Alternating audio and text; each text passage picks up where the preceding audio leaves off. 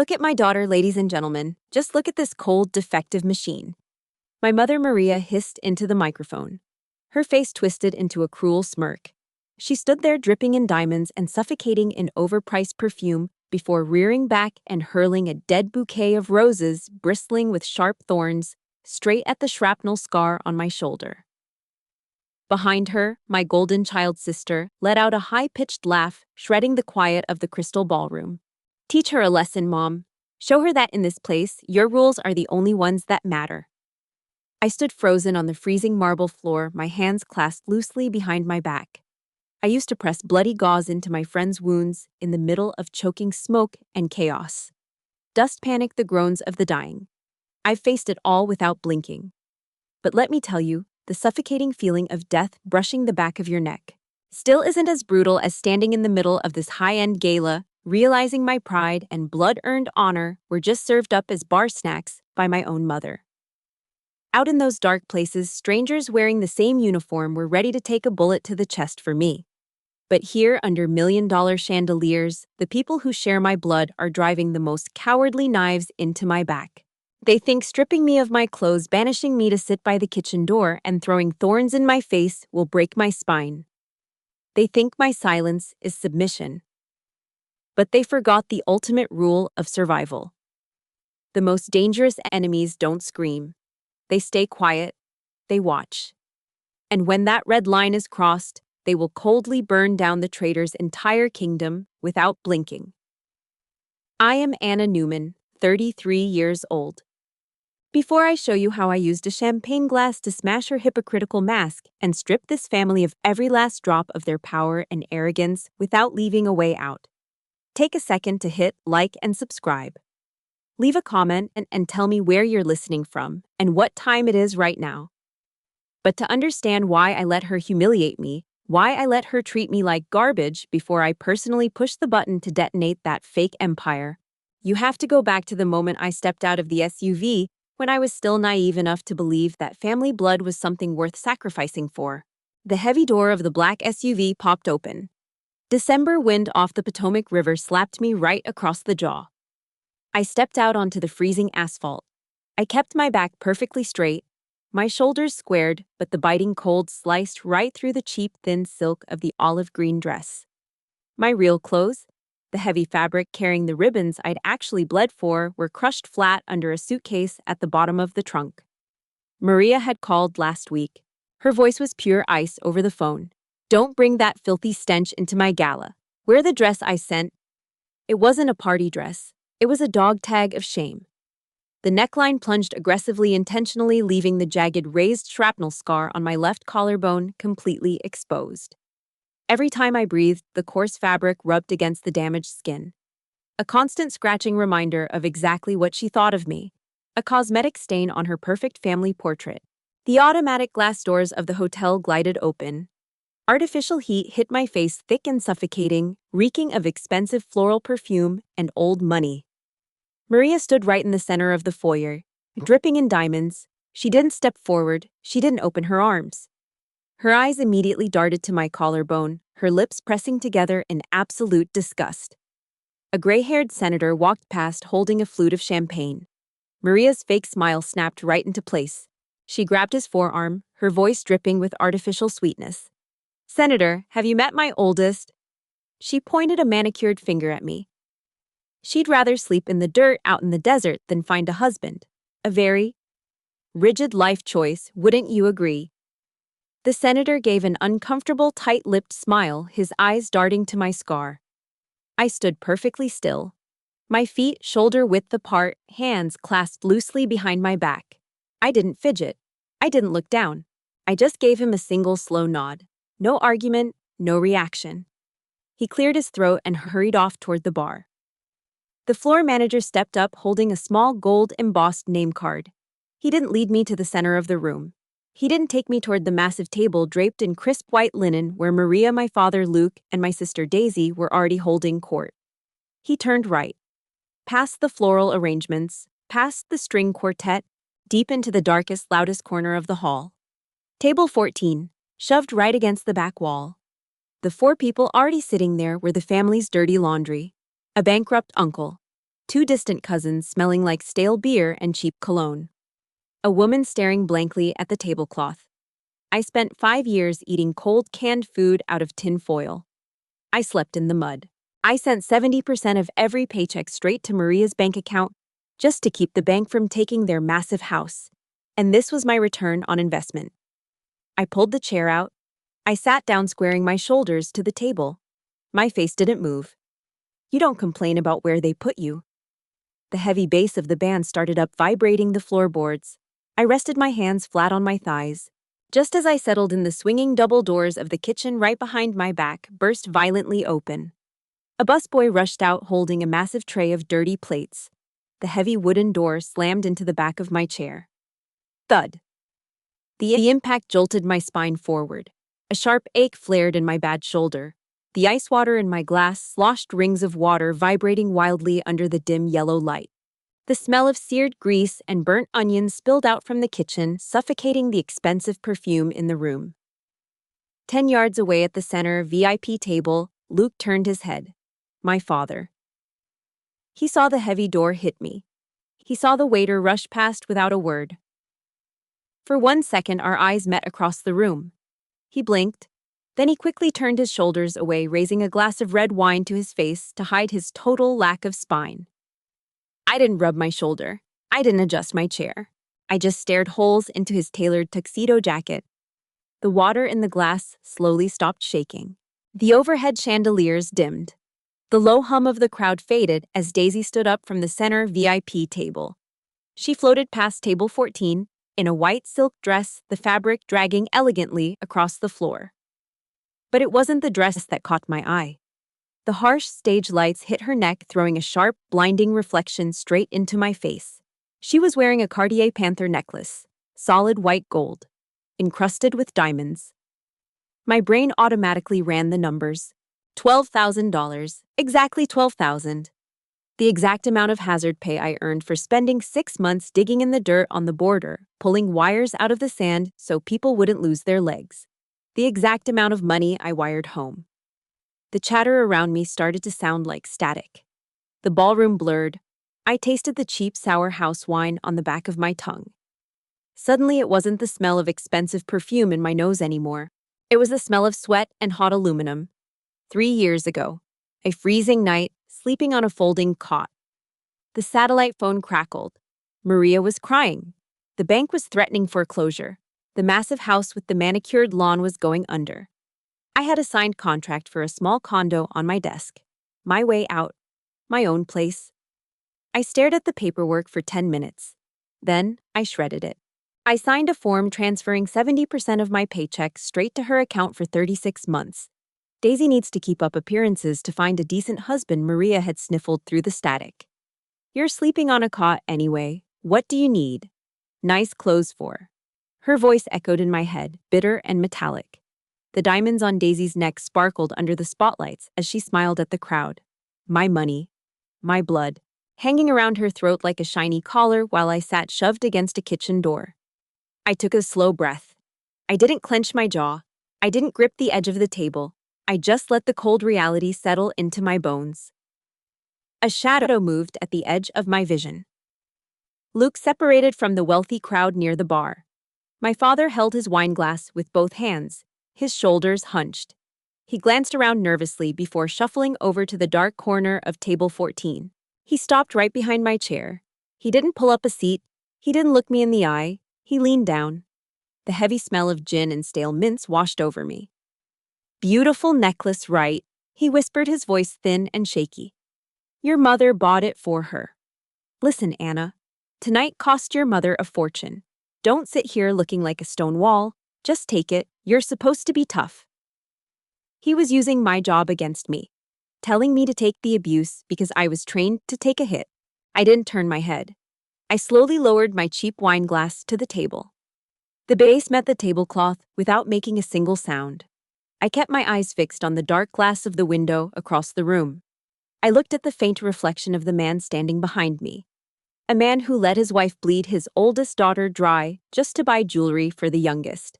A man too cowardly to stand up, using my own strength as an excuse for his weakness. I know I'm not the only one who has sat in a chair like this. If you've ever worked yourself to the bone just to watch someone else take the credit and the money hit, that like button and subscribe right now. Drop a comment below and tell me what was the one moment you realized your family was just using you. Let me know because tonight I'm done paying their debts. I blinked once at his reflection in the glass. I didn't say a single word. Luke shifted his weight. The absolute silence unnerved him.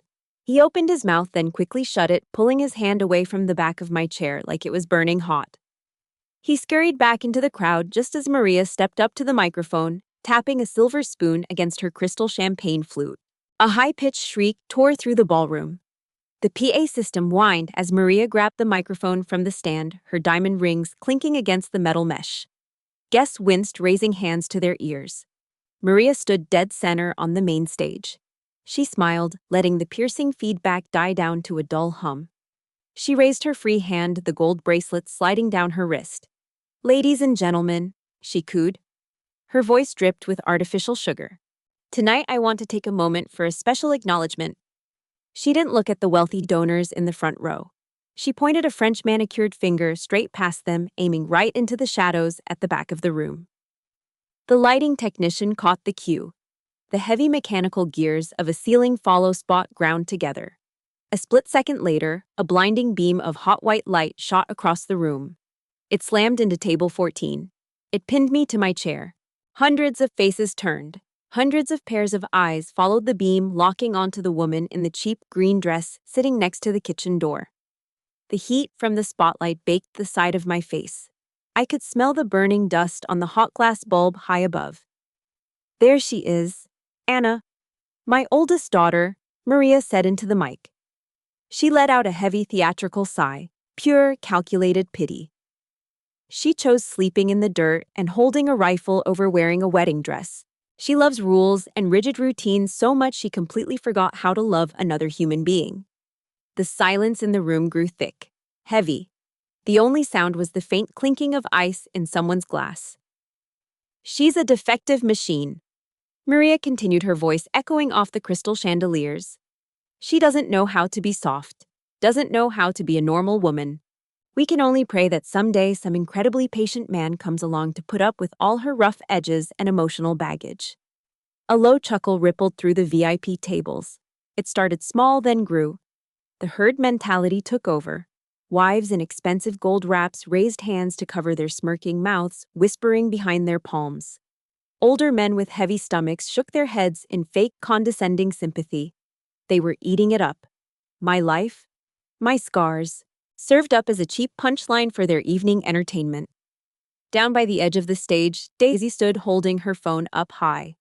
The red recording dot blinked steadily. She had the lens zoomed in right on my face, her lips curled into a vicious, triumphant sneer. She wanted to catch the exact moment I broke. She wanted the tears, the flushed face, the shaking hands. She wanted content for her friends. I gave her absolutely nothing.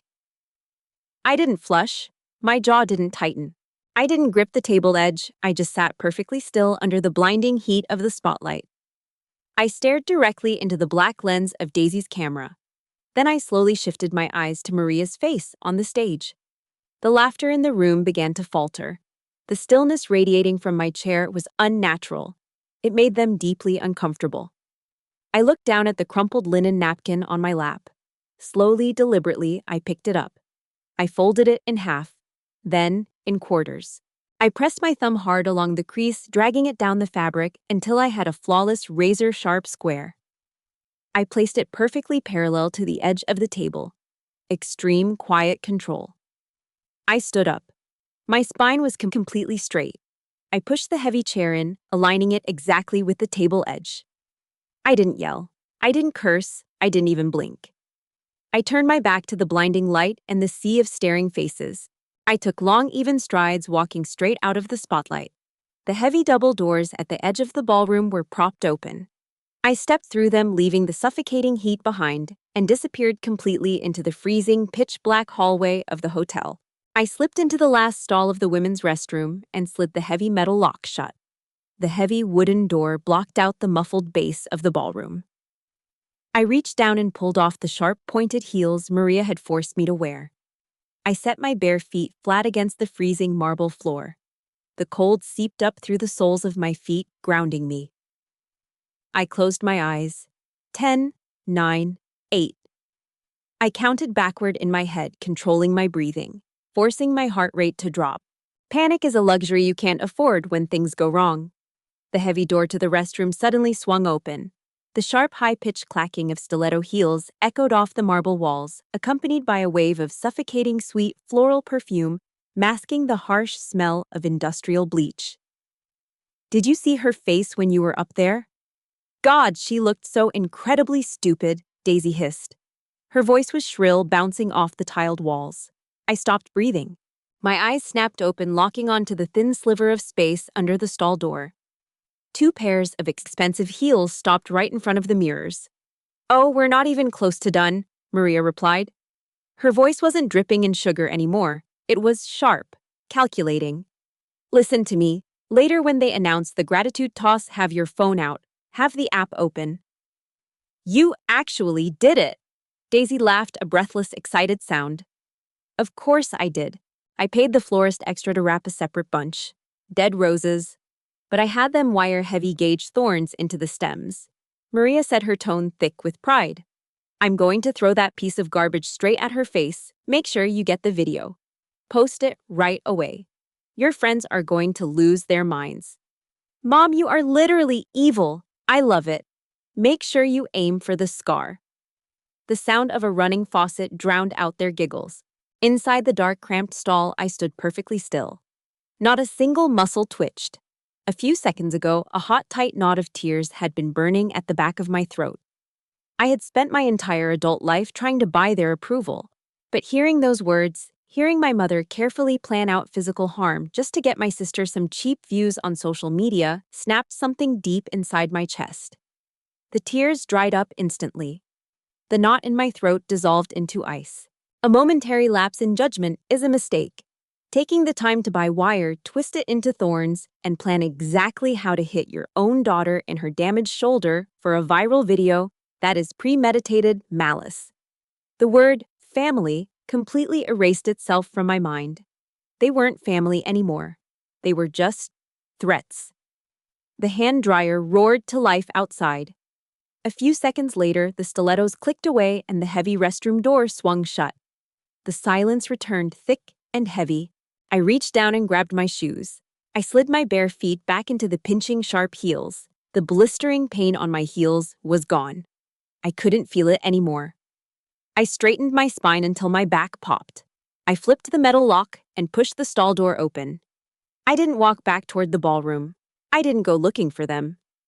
I turned left, pushing through a side exit door that led out to a dark, windy balcony. I needed open air. I needed space to figure out exactly how to tear the roof off this place. The second-floor balcony was pitch black. The freezing wind off the Potomac howled, whipping my thin silk dress against my legs. I stood near the edge, gripping the cold iron railing. Down below, the headlights of expensive cars crawled along the wet asphalt. I reached up my fingers, absent-mindedly rubbing the jagged, raised skin on my collarbone. "Stand like that for too long, and your knees are going to lock up on you, Major." A deep, gravelly voice cut through the wind. My body reacted before my brain did. I instantly dropped my center of gravity, shifting my weight to the balls of my feet. I turned my eyes, adjusting to the darkness. A small, bright red cherry burned in the far corner of the balcony. A man stepped out of the shadows. He was wearing a perfectly tailored black tuxedo, clearly a VIP guest. But the suit was just window dressing. It was the way he moved that gave him away. Heel to toe. Deliberate. Not a single sound against the concrete. David Bennett, former Marines. "I was standing right outside the exhaust vent for the women's restroom," David said flatly. He didn't offer a polite smile. He took a long drag of his cigar, the thick, heavy smoke mixing with the freezing mist. I heard the whole dead rose and wire routine, every word. I didn't flinch. I kept my eyes locked on his face. He wasn't looking at me with the pity the senator had given me earlier. He wasn't looking at my scar. He was looking at me the way one survivor looks at another. Pure, unspoken respect. David stepped up to the railing, crushing the cherry of his cigar into the iron. "Running away isn't how they trained you. He said, his voice low and steady. They're using that crowd in there to isolate you, to make you the joke. You need a shield to walk back into that room. And then you use their own crowd to crush them. He was right. I didn't need him to fight for me. I didn't need a savior. But walking back into that room with a man like him, a man who radiated absolute authority and quiet danger, would instantly strip Maria of the only weapon she had left: public perception. I looked him straight in the eye. I didn't say thank you. We didn't need to. I just gave a sharp single nod. If you've ever had a complete stranger show you more respect and understanding than your own blood relatives, you know exactly how heavy this moment feels. Hit that like button and subscribe to the channel right now if you agree. Drop a comment and tell me who was the person that stepped up for you when your family walked away. Because sometimes the people we choose are stronger than the ones we were born to. I turned my back to the freezing wind. I stepped forward and slid my hand through the crook of his solid arm. My spine was straight. My chin was up. Alliance confirmed, I said quietly. David didn't smile, but a hard, dangerous glint flashed in his eyes. He reached out and shoved the heavy glass door open. A blast of suffocating heat and loud jazz music hit us in the face. We stepped out of the dark and back into the light. David shoved the heavy glass door open. We stepped back into the ballroom. There was no grand announcement, no music swelling. But the temperature in the room seemed to drop 10 degrees. The rhythmic clinking of silverware against expensive china slowed down, then stopped completely. Guests naturally took a half step backward, clearing a path through the center of the room. It was an involuntary reaction to the physical pressure we brought into the space. At the center VIP table, Maria was mid-laugh, holding a champagne flute. She saw us. The laugh died in her throat. Her fake smile froze into a grotesque mask. She stood up so fast her chair scraped loudly against the floor. Her manicured fingernails dug into the white linen tablecloth. I didn't even look at her. David led me right past table 14. We walked past the bankrupt uncle and the cousins smelling of stale beer, leaving them entirely in the shadows. We didn't stop until we reached table 1, the power center of the room, the table reserved for the Defense Committee senators. David stopped. He stepped a half pace back, giving me the floor. Senator, David said, his voice carrying easily over the low hum of the room. Have you had a proper introduction to Major Newman? She is the leading logistics expert handling global supply routes for the rebuilding efforts out east. The gray-haired senator, the same man Maria had dragged over earlier to humiliate me, immediately stood up. He buttoned his suit jacket with one hand and extended the other toward me. Major, an absolute honor, he said. I shook his hand, firm, dry. Senator, I replied. My voice was calm and steady, the voice I used in briefing rooms. We didn't talk about rifles or dirt. We talked infrastructure. I gave him a razor-sharp breakdown of supply chain bottlenecks and cybersecurity flaws in the current transport grids. I used hard numbers. The wealthy, powerful men at table 1 stopped drinking. They leaned in. They nodded along, their eyes snapping from the pity they had shown me earlier to absolute, undivided respect. I wasn't a broken machine to them. I was the smartest person in the room. From the corner of my eye, I saw Maria pushing through the crowd. She couldn't handle being overshadowed. Her gala was slipping out of her fingers. She shoved her way to table 1 out of breath. A thin sheen of nervous sweat ruined her thick foundation. Senator, Maria interrupted, forcing a high, nervous laugh. She reached out to grab my arm. I see Anna is boring you with her depressing work talk. Honestly, I told her the olive dress was too drab, but she insists on looking like a mechanic. Nobody laughed. The silence was deafening.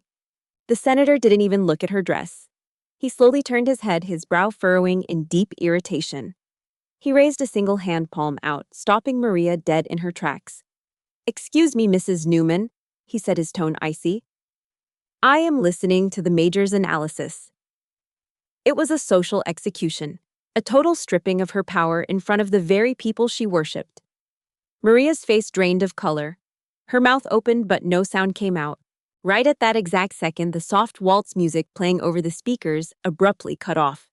The DJ tapped his microphone. Ladies and gentlemen, if I could have your attention, it is time for our gratitude toss. The crowd murmured, shifting their attention toward the stage. Maria swallowed hard.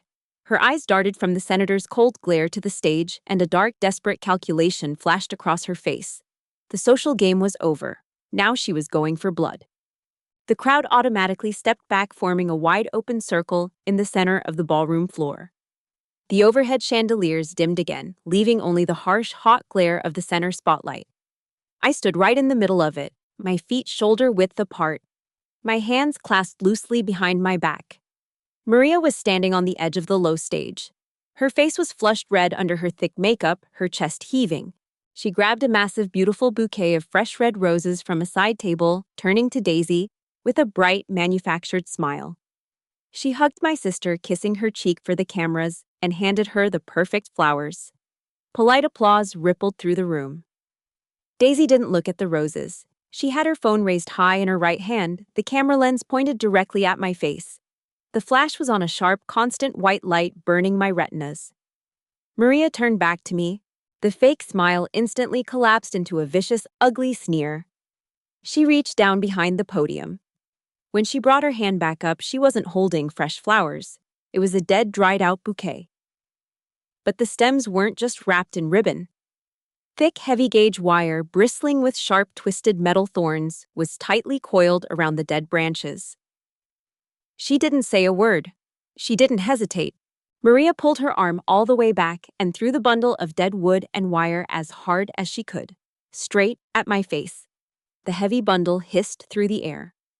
Time slowed down. I saw the rusted metal points of the wire spinning toward my eyes.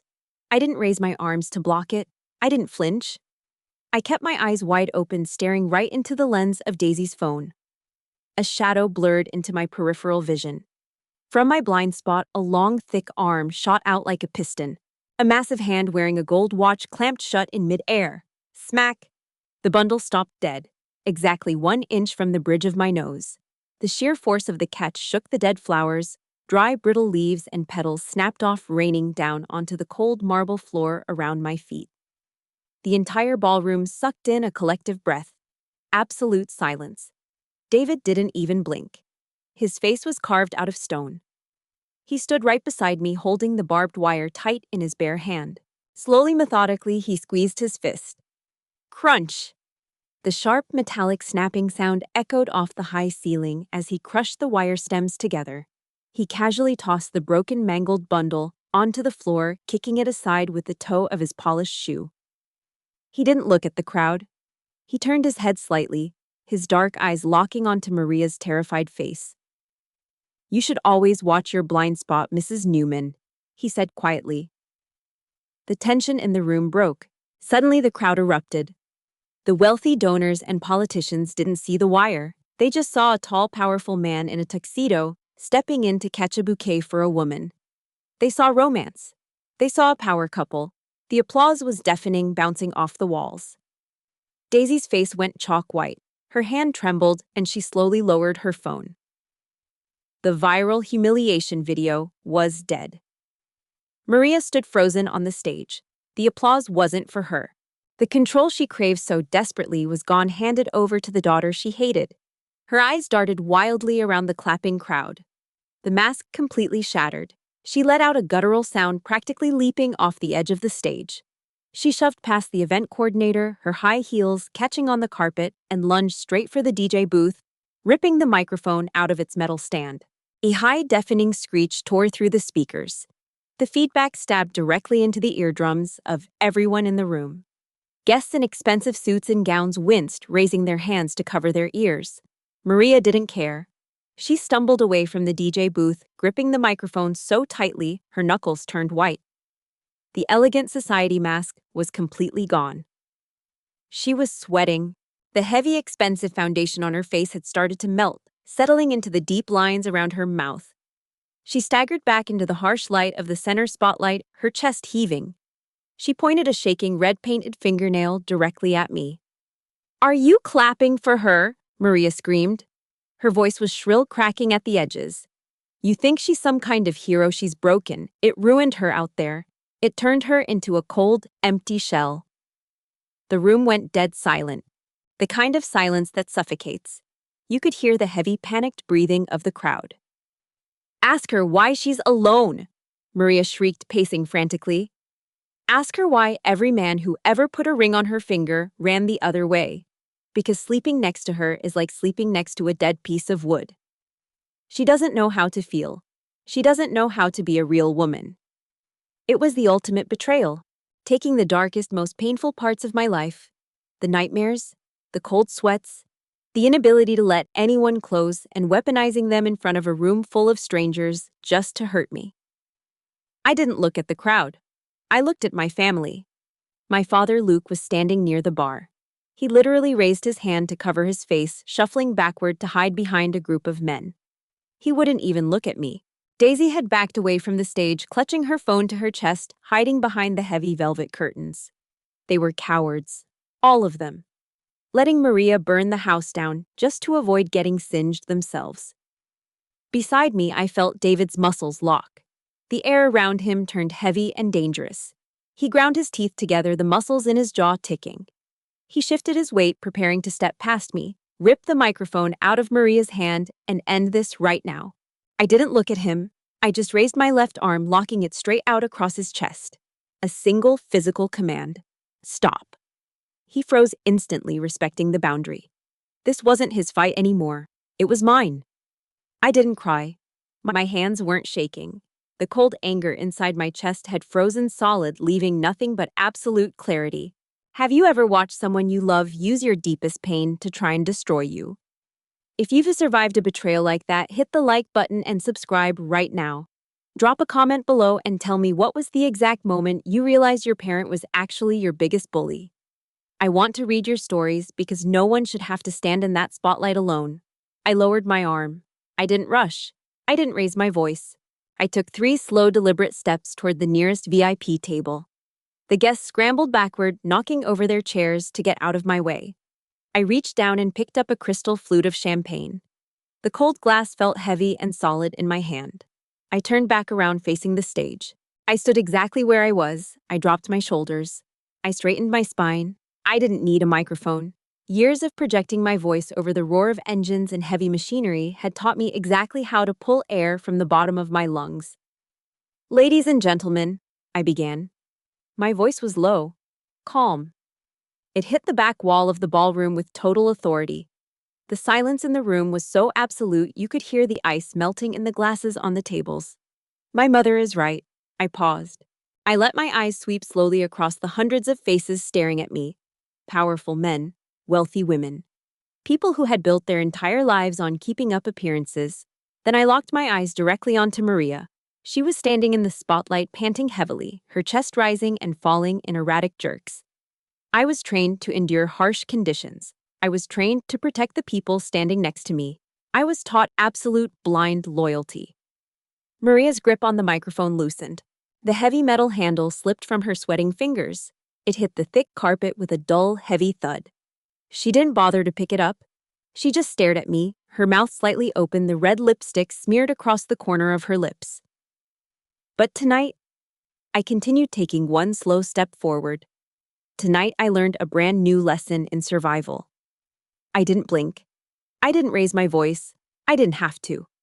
The quiet certainty in my tone was crushing her. It's funny. It really is. Because the most dangerous, ruthless, and unforgiving ground I have ever stood on in my entire life didn't have wire or dirt. I paused, letting the silence stretch out. It was my own family's dinner table. A few people in the crowd actually looked down at the floor, suddenly ashamed to be witnessing this. Maria stumbled backward. Her heel caught the edge of the stage, and she almost lost her balance. She was breaking apart.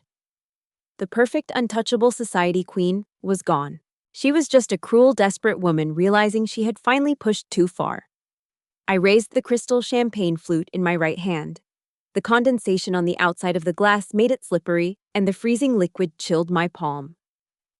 You taught me something very valuable today, Mother. I said, my voice dropping to a dead hollow register. You taught me that sometimes the biggest threat to your life isn't a stranger. It's the people who share your blood. I held the glass up toward the chandeliers. Happy 30th anniversary. I truly hope you find greatness in this fake kingdom you've built for yourself. I didn't break eye contact. Because starting tonight, you have permanently lost your favorite punching bag. I tipped my head back. I drank the champagne in one smooth, unbroken motion. The cold, bitter liquid burned the back of my throat. I brought the glass down. I set it flat on the nearest table. Clink. The sharp, clean sound of crystal hitting wood echoed through the dead silence of the ballroom. It was over. Maria's knees buckled. She collapsed onto the carpeted edge of the stage. She buried her face in her hands, her shoulders shaking violently as she let out a loud, ugly sob. It wasn't a cry of guilt. It was the total panicked breakdown of a woman realizing her reputation was entirely destroyed. I didn't wait to see if anyone went to help her. I turned my back on the stage. I turned my back on the VIP tables. I started walking toward the exit. I turned my back on the stage. The rhythmic, sharp click of my heels against the hardwood floor was the only sound left in the massive room. I walked with a steady, heavy pace. The crowd of wealthy donors and politicians parted automatically. They shuffled backward, their expensive shoes scraping against the floor, lowering their eyes as I approached. They cleared a wide, empty path straight to the exit. I didn't look at a single one of them. David Bennett fell into step right beside me. He didn't speak. He didn't try to hold my hand or guide me toward the door. He just walked a half step behind my right shoulder. A quiet, solid shadow. Anna, the voice cracked. It sounded incredibly small and pathetic over the low murmur of the stunned crowd. Anna, wait. Where are you going? Please just stop. Don't do this to us. It was Luke, my father. He was finally pushing his way through the wall of expensive suits, his face flushed red and sweating under the dim lights. This was the man who had hidden his face behind a glass of cheap wine when a kitchen door slammed into my injured shoulder. The man who had leaned down and whispered in my ear to just take the abuse because I was supposed to be tough. Now that the illusion was shattered and his comfortable life was burning down, he suddenly found his voice. He was begging. I didn't turn around. I didn't even slow my pace. I just kept walking. You never look back at a house you just set on fire. Loyalty has absolutely no room for cowards. The heavy automatic glass doors of the hotel slid open. We stepped out onto the concrete. The doors slid shut behind us with a soft hiss, instantly cutting off the suffocating heat, the smell of rich floral perfume, and the muffled sounds of a ruined family. The freezing winter wind off the Potomac River slapped me right across the face. It was sharp, it was biting, and it was exactly what I needed. Deep inside my small clutch purse, my cell phone started vibrating. A harsh, desperate, continuous buzzing against the fabric. I stopped on the cold sidewalk. I reached in and pulled the phone out. The bright white light of the screen illuminated the dark street, glaring against my eyes. Incoming call, Mom. My thumb rested on the hard plastic edge of the device. I didn't press ignore. I didn't send her to voicemail so she could leave a screaming message. I pressed the power button down and held it there. I watched the screen freeze. A second later, it went completely permanently black. The violent vibrating stopped in my palm. Every invisible heavy chain they had wrapped around my neck for 33 years was finally cut. I dropped the dead piece of plastic back into my bag. I stood under the dull yellow glow of a street lamp, closed my eyes, and took a breath. I pulled the freezing, bitter air deep into the very bottom of my lungs. For the first time all night, the tight-knotted muscles in my chest completely uncoiled. My left shoulder dropped an inch. The cheap silk dress didn't rub against my raised scar anymore. The pain was just gone. Loyalty is a lethal tool. You give it to your country and they call you a hero. You give it to the people standing next to you in the dirt and you build a real family. But when you give it to abusers who just happen to share your blood, you are just slowly killing yourself. A black town car pulled up to the curb. David reached out his heavy hand, pulling the back door open for me. I looked down the dark, empty street ahead. Tonight, I didn't just survive them. I was finally free.